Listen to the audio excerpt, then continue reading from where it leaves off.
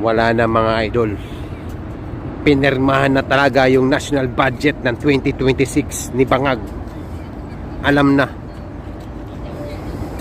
Isipin mo, naglagay pa sila ng ano doon, parang naghigpit pa sila ng may sinasabi doon na anti-epal.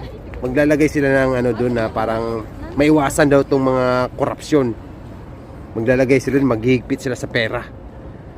Kumbaga ang layunin kasi ng pera nito ngayon, itong 2026 ay para sa kalusugan, I think mga edukasyon at saka agriculture.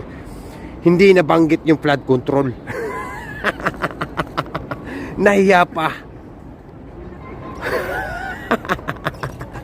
Isipin mo yan, nahiya pang ilagay, pero I think kasama yan. Paano hindi mahihiya? Questionable yung 2025 na budget eh. Di ba? Pinirman. Kumbaga sa isang kumpanya, nagpatuloy ka sa isang sektor, tapos may problema ka doon sa mga nakaraan. Anong gagawin mo doon? Di ba? Hindi pa nga na-solve. Wala nga nakulong, tapos ang nakulong ngayon, ibang tao. Sino yung inaresto nila ngayon? Itong retired major. Major yun ha? Major general yun. Mga idol. Hindi basta-basta yung tao na yun. Kumbaga, naglabas lang siya ng loob. Itong nangyayaring korupsyon sa Pilipinas. Tapos siya pa itong nagkaroon siya ng issue ng rebellion.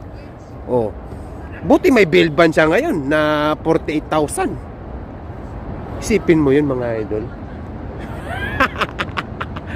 Ganito na ang Pilipinas ngayon.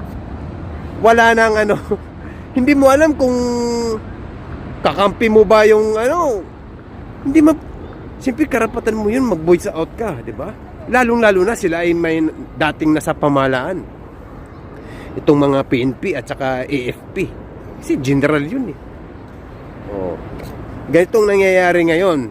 Pinirmahan yung budget, hindi pa tapos yung mga nakarang issue. Tapos itong mga dapat na sangkot na mga kongresista.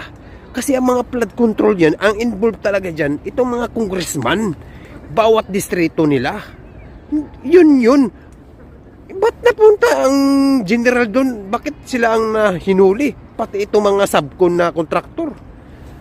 Yan lang, tagadala lang ng mga pera yan. Di ba? Kaya nakakainis.